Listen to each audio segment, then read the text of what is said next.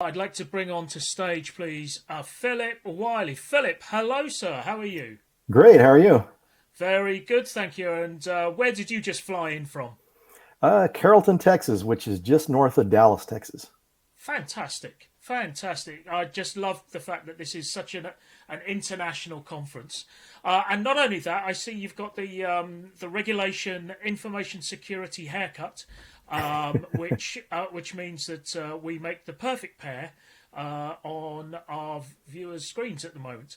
So, Philip, you're talking about the Pentester Blueprint, a guide to becoming a pentester. I'm hoping that you are also a pentester, and therefore, what is it about pen testing that makes you want to get more people in? Is it purely, too much work, or or something else? Well, it's kind of I also teach pen testing at a community college, and prior to doing that, I did a lot of mentoring, helping people that wanted to get in the field. And when I wrote this talk, there wasn't anything that I was aware of at the time. I've been giving this for 2 years now, but there was all sorts of books on how to be, in pen testing skills, but no one was really sharing the prerequisite knowledge that you needed to become a pen Yeah. tester. So this was kind of really lacking in the community, and I started this talk, and I actually have a book coming out on this subject that comes out on December 3rd. Fantastic. We always love a good plug of a commercial product on this this conference. So, what is the name of the book? It's the Pentester Blueprint. The subtitle is a little different. The subtitle, Starting a Career as an Ethical Hacker. Okay, so available in all good bookstores from December 3rd. Yes. Fantastic. Folks, you heard it here first. You know what to buy yourselves for Christmas. Should you celebrate it or not? I'm just saying. So, without further ado, Philip, why don't you bring up your slides? Okay. We will get those onto the screen and then I will hand over to you.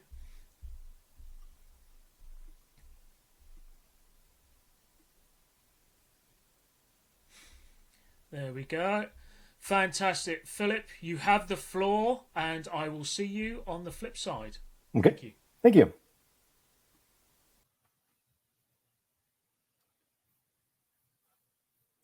So welcome, everyone. I hope you've enjoyed the conference. One of the things I really loved about one of the good things of social isolation through the coronavirus pandemic has been all the opportunity for the global content. All the conferences before that were only available in person are now, open globally. So this is a great way to share information. And one of the things I really hope going forward is that the virtual aspect still is part of things going forward. Look forward to being in person again, but definitely look forward to, hopefully this is something that's also available remotely to the world.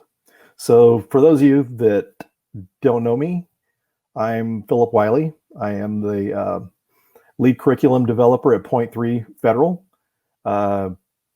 Just recently went to my full-time job is an educator. I create educational content for the U.S. government. And so prior to that, I spent 8.5 years in pen testing. I'm also the founder of the Pwn School Project, which is an educational meetup. We stream live and we have a YouTube channel. So feel free to check us out. I've been in IT and InfoSec for over 23 years. Most of my career has been in security.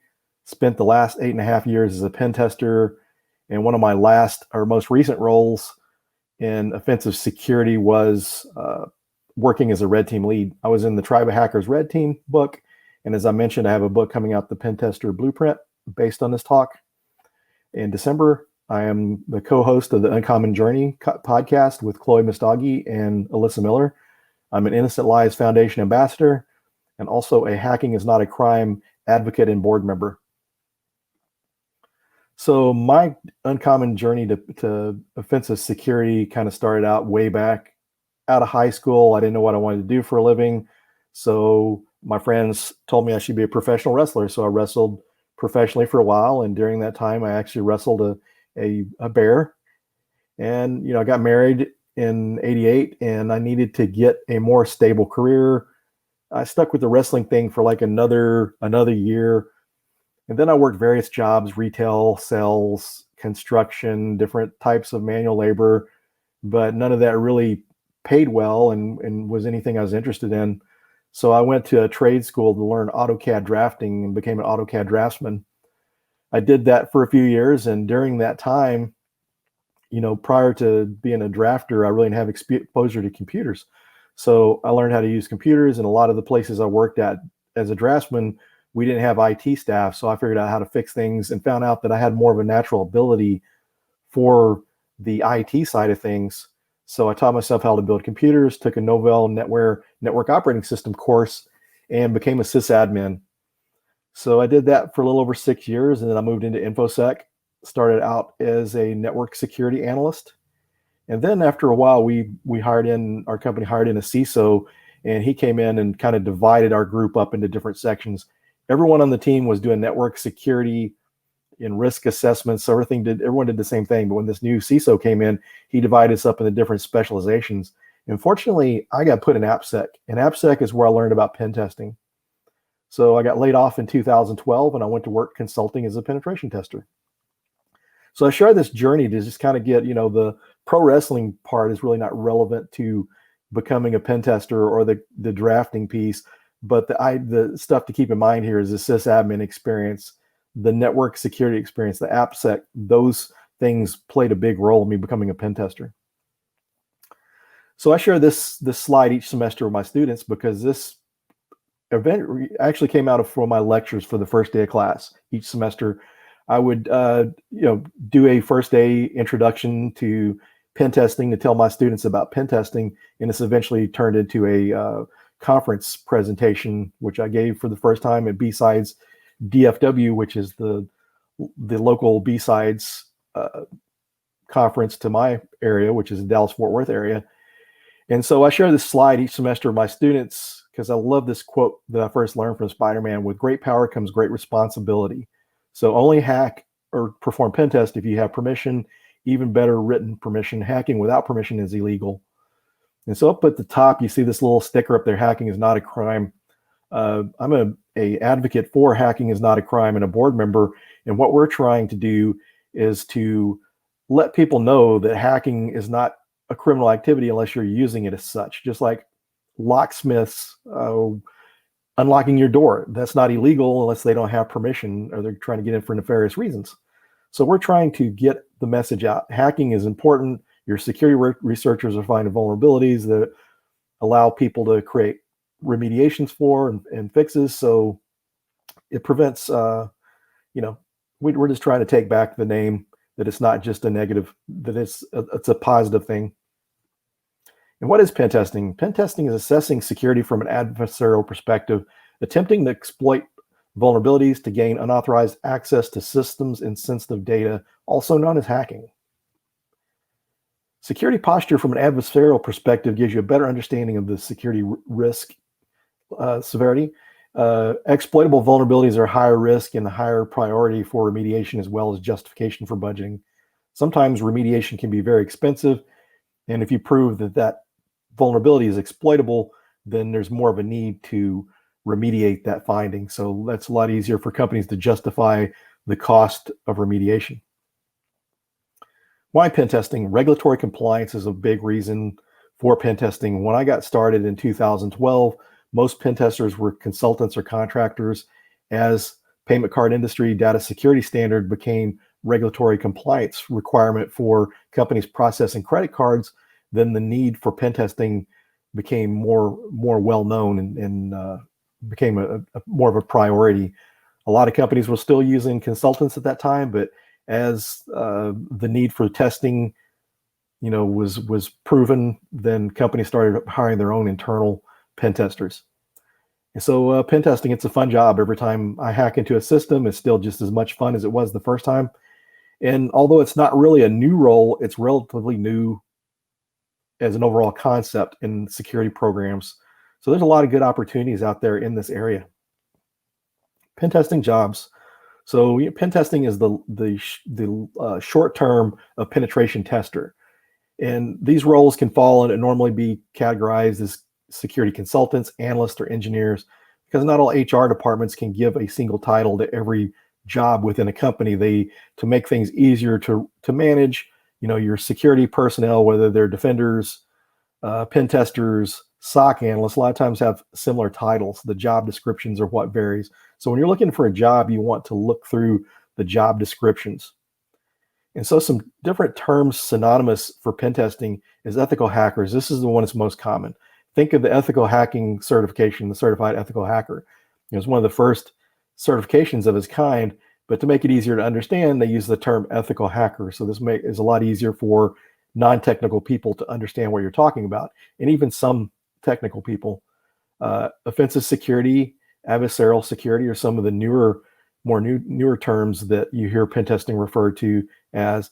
And threat and vulnerability management is a department that sometimes pen testing falls under. Threat and vulnerability management is typically your vulnerability scanning and your remediation part of a program. And so sometimes pen test groups fall in that same group.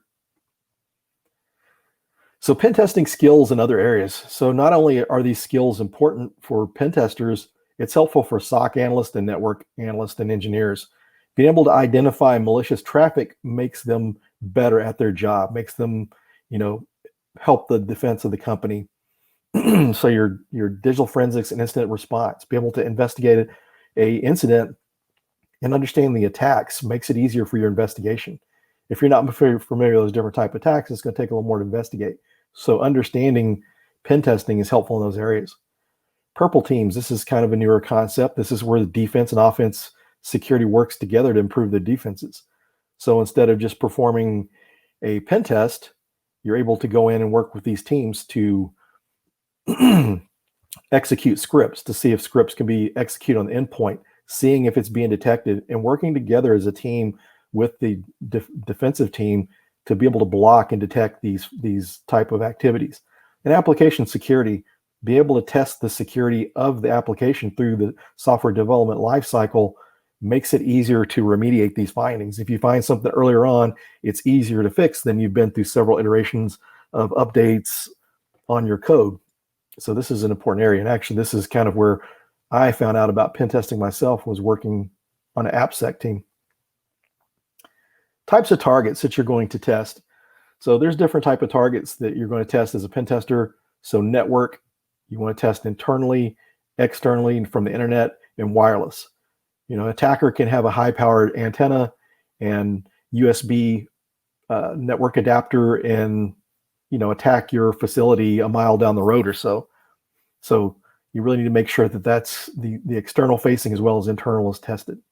Application, this is a popular area. A lot of companies are using web-based applications.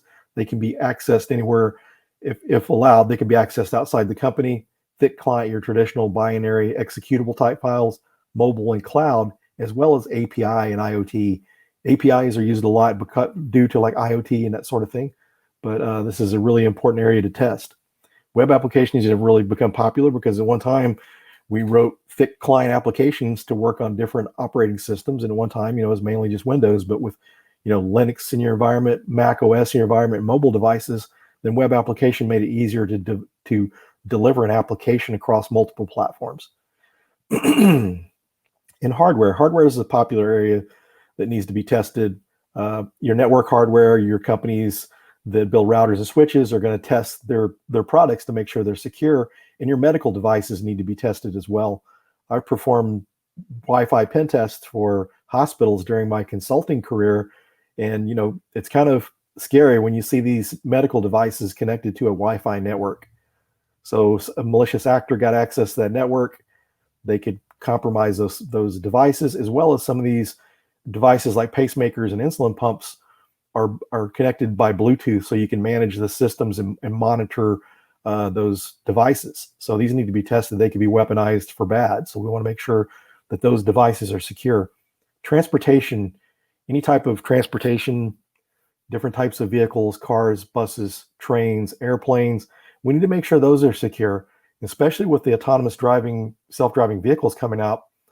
We need to make sure that they're secure, that they can't be used to weaponize. Someone takes control of that, they could cause harm. So that's one area that has become popular. A lot of different people in different companies in the automotive industry have, added pen testers to their team to make sure that their that their products are secure. You need to make sure that your people and your buildings are secure too, because you can have the best security in the world, but if someone lets someone in the building and they get in the server room or get access to a computer, they're more than likely to be able to exploit that system, if not the whole network. And same thing with your building, your building security and your physical security all needs to be secure. So types of knowledge. So when you're performing a pen test, these are kind of the three main categories: black box, sometimes referred to as blind pen test; white box, also known as crystal box; and gray box. Black box or blind pen test is going to be more limited to the IP addresses or a URL, or some cases, I've done full scope pen test or red team engagements where I only knew the physical address of the company, so we could test the physical security, and it was up to me to find all the IP addresses that the company owned through open source intelligence and using tools like Shodan to be able to test the external facing targets like their networks and applications. So this takes a little more time because you're having to research and find this information. Now, if you go to like a white box test, this is where you got detailed system information, including accounts for application tests, even like source code. You need to make sure that the source code is secure. So between these two, the white box is more thoroughly testing, whereas black box emulates more of an attacker. These are all based on time too. If you have a lot of time, then you can perform a black box test. If you're more limited on time, then you'll want to go with a white box test. That way nothing gets missed. You may be able to, maybe your authentication is really strong and it's hard to initially hack into the system, but once you have access, what's possible? Well, we need to test that. Administrators don't need to be able to see account information and PII, as well as lower level users don't need to be able to do admin functions. So we need to make sure that there's some segregation of duties there. So we need to test on all levels. In a gray box test, this is kind of a combination of the two. And this is what you see most of the time as a pen tester. You're going to get more detailed IPs because they really don't want you to miss anything. So they're going to give you, either IP ranges, subnets, or individual IPs to test. So this is typically what you're going to see. In types of pen testing depth or different steps in a pen test, vulnerability scanning and vulnerability assessments, you'll see noted here, not a pen test. So these are not a pen test. There are some companies that will run a vulnerability scan, put it in a pen test report, and give it to a customer. So either they don't understand pen testing, or they're, depending on the person they're doing the test for, doesn't understand pen testing, and they're kind of taking advantage of them. Vulnerability scanning is an important part. It should be part of your vulnerability management program. You should be scanning on a regular basis and working with the IT groups to remediate those. And then your vulnerability assessment, this is where you're basically doing vulnerability scan, plus you're validating the vulnerabilities. Your vulnerability scanning can find false positives, so make sure they're not false positives. And in this stage, you go a step further. You're also running other tools to look for vulnerabilities that may not have been detected by the vulnerability scanner. So these are important steps to do during a pen test. And then once you have validated your vulnerabilities and it found anything else with your manual testing and other tools that you use during the vulnerability assessment, then now you're going to exploit or hack those vulnerabilities that you found. So we need to know how severe they are, how much further you can get. So, some vulnerability may not look that risky from first glance, but once you get on a system, what's available there? What level of user are you able to access that system? If you're able to access this NT system authority, root, domain admin, then you can do a lot more things. So this is a way to further test your security past like a vulnerability scan. And then you have your red team and adversarial testing. Red teaming, a good quote from a good friend of mine and founder of Dallas Hackers Association. He describes red teaming as testing the blue team. So not only are you testing the security and the technology for vulnerabilities, you're also testing the humans. You're testing the different endpoint protection, making sure that it's able to detect the different malicious activities. And this is less restrictive scope, sometimes referred to as an open scope pen test. And a lot of times people confuse red team with pen testing in general. It's, a different type of pen test, so it's not exactly the same thing.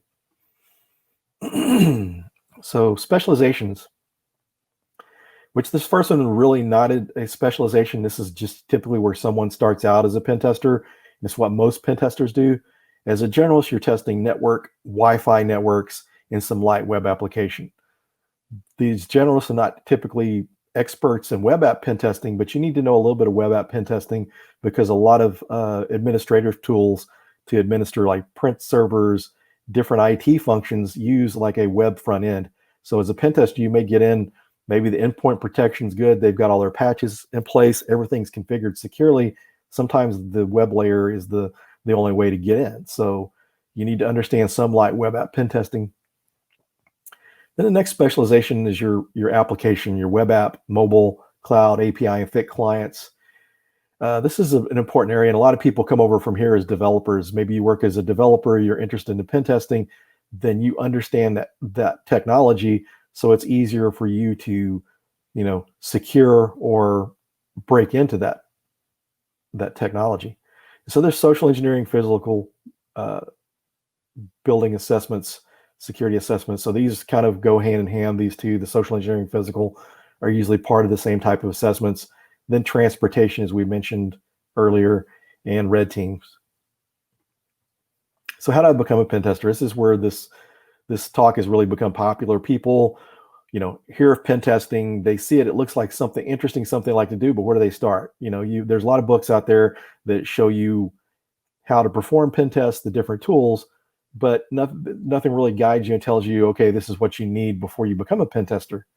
So that was the whole goal of this talk. So you need the technology knowledge. So you need to understand networking, operating systems, especially Windows and Linux from like a sysadmin level, understand security, and depending on what you're going to do application-wise, understanding hardware and applications can be very important.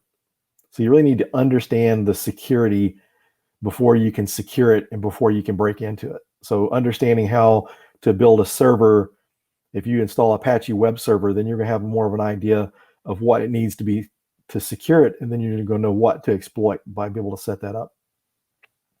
So hacking knowledge, this is where I was at when I got my first pen testing job.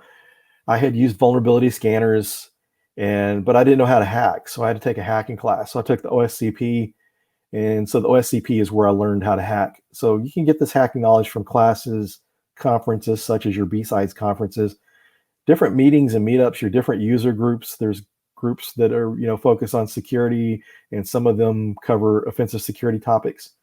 And then self-study, no matter where, if you're going to school, if you're taking college courses, or, doing all the self-taught, you do need some level of self-study to enhance your learning abilities. So home labs, videos, there's a lot of good videos on YouTube, some decent Udemy courses out there too, or some very good Udemy courses, tutorials, blogs, and articles, and Twitter, more specifically referred to as InfoSec Twitter, is a good way to find people in the industry that are writing tools, that are professionals that you can learn from and find out about their talks at conferences and workshops.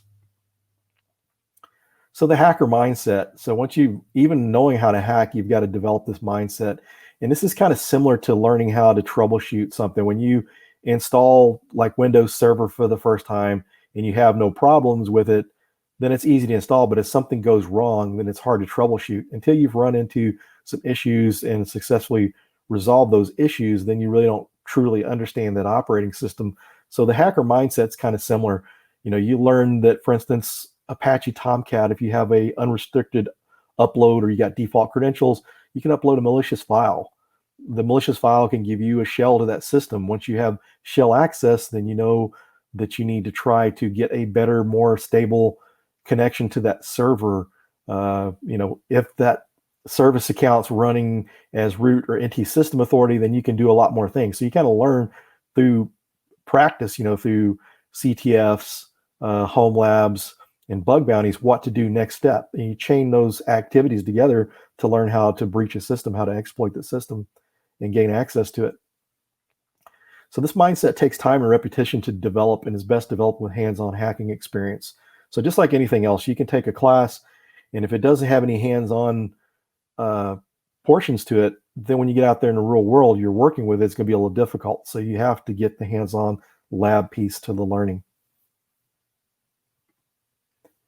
So the Pentester blueprint formula is the technology knowledge plus security knowledge plus the hacker mindset. So we kind of described what you need to know, but where do you start?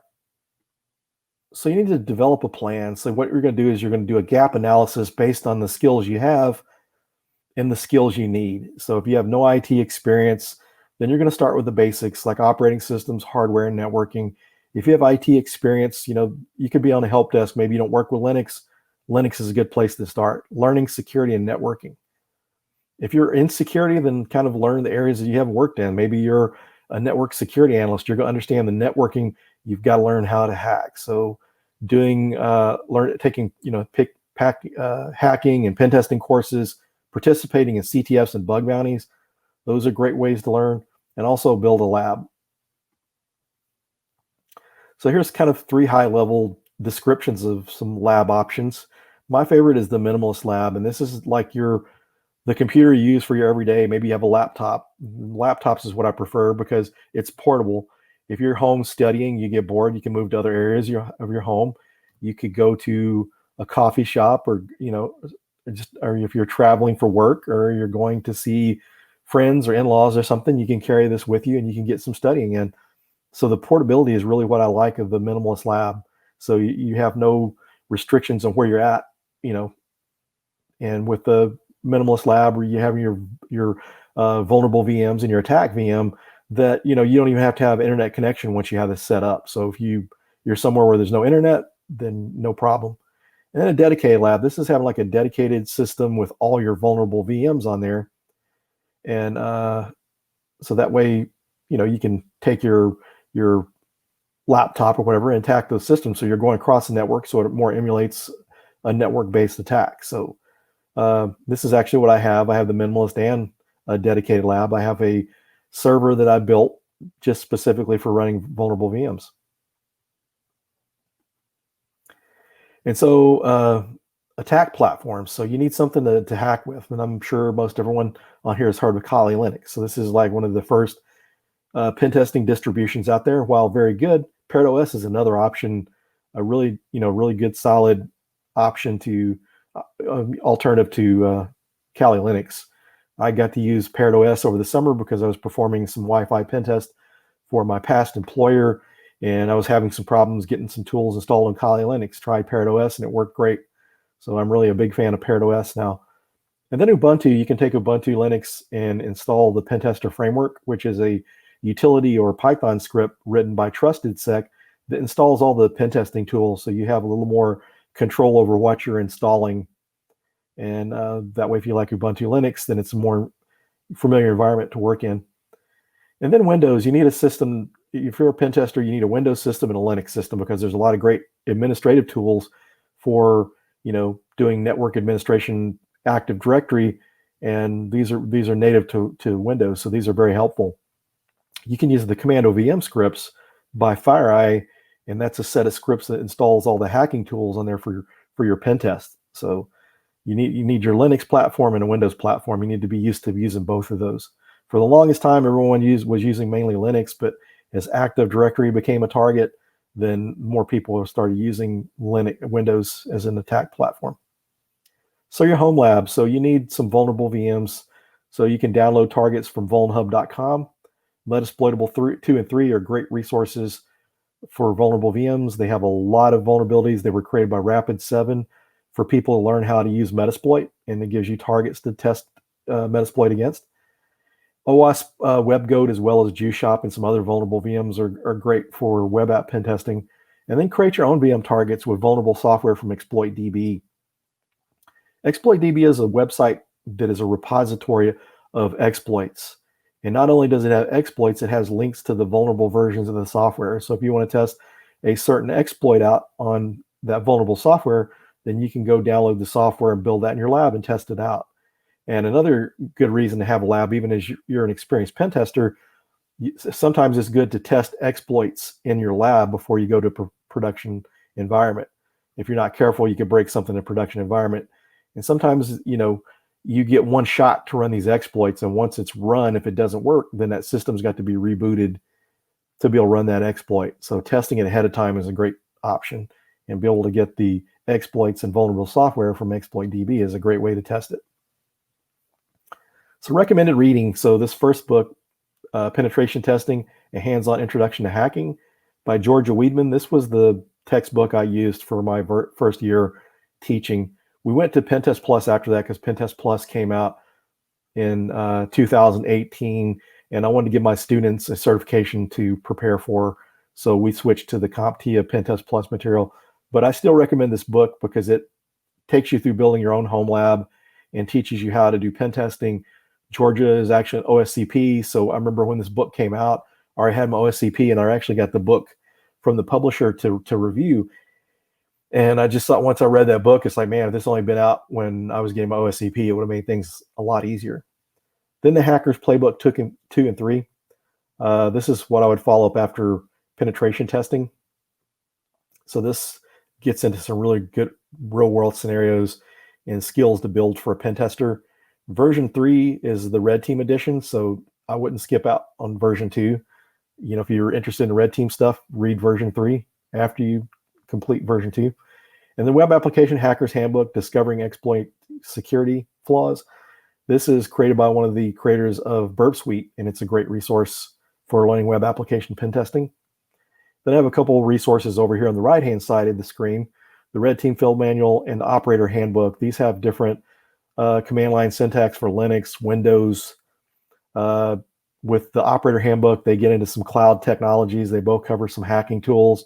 The Red Team Field Manual came out in 2013, but the Operator Handbook came out spring of this year, or actually like around January of this year. They have a printed book and an ebook, which I like the portability of ebooks, and I actually have both of those.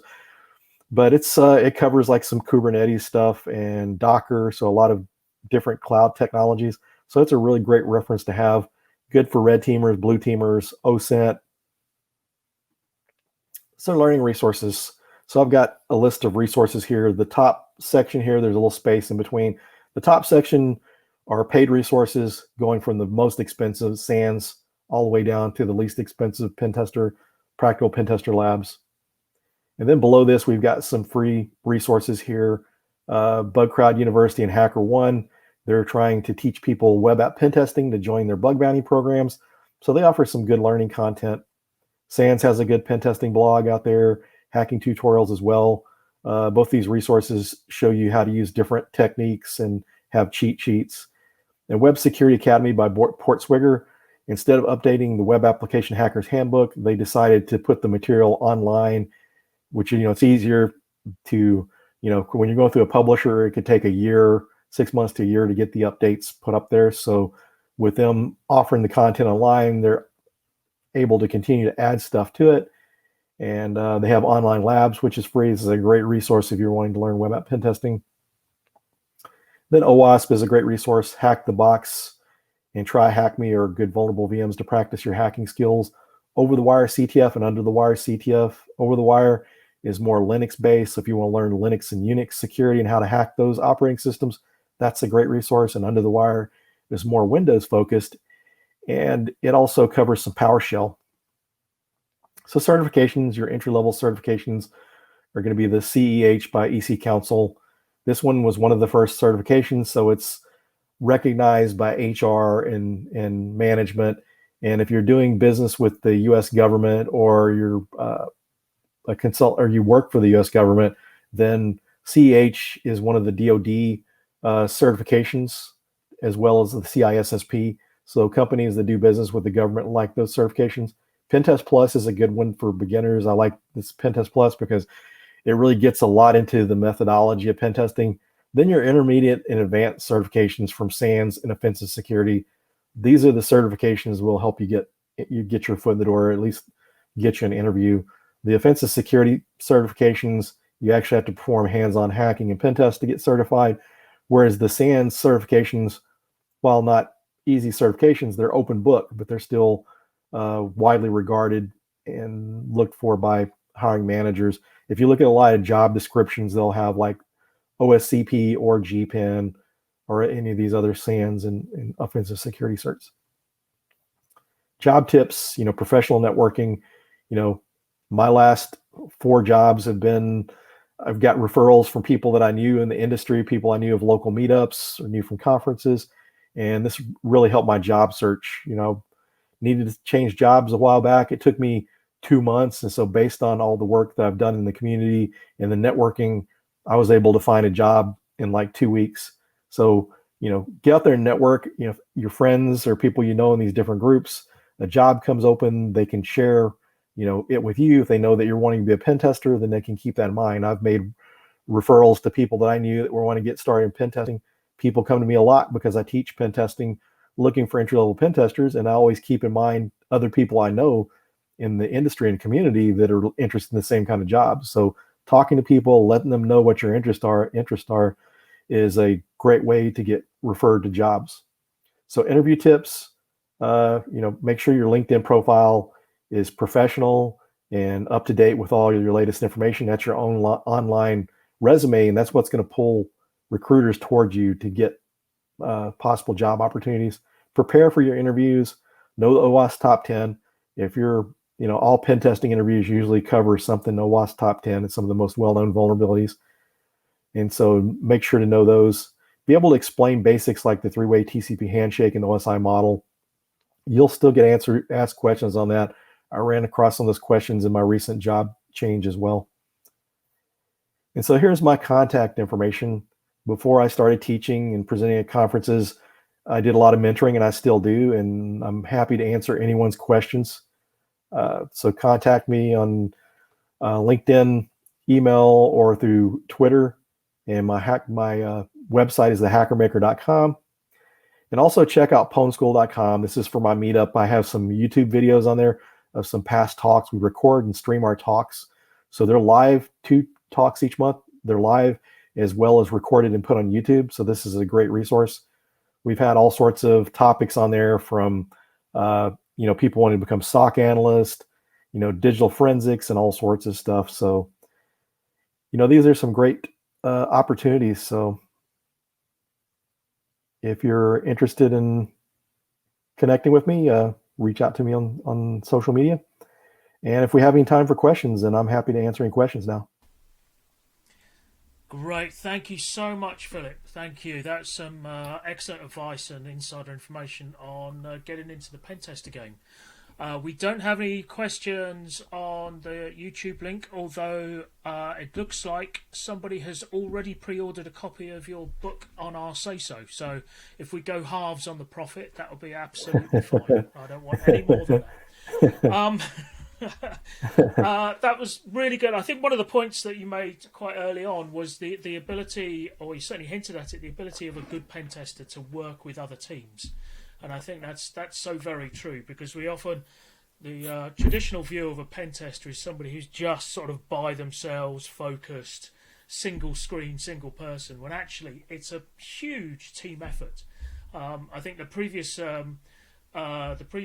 speaker, Daniel, spoke about the A-team and how everybody brought a different skill to the game. And it couldn't be truer for pen testing. Yeah, and that you mentioned that's been one of the successes of your bug bounties, your crowdsourced pen test, because you've got, you may have one application where traditional pen testing, you've got one person working on it, but if you've got like 100 different people or 20 different people pen testing, they've all got their specialties. There's things that they'll find, and they can help teach each other in the process as well. Yeah, absolutely. Excellent. Thank you for closing out our presentations of BSides Delhi 2020. Very, very good. Thank you so much for flying all the way from Texas to Delhi for this. Much appreciated. I hope the airline food has improved, and you get a chance to see some of the sites while you're here. So thank you indeed, Philip. Thank you. It's my pleasure.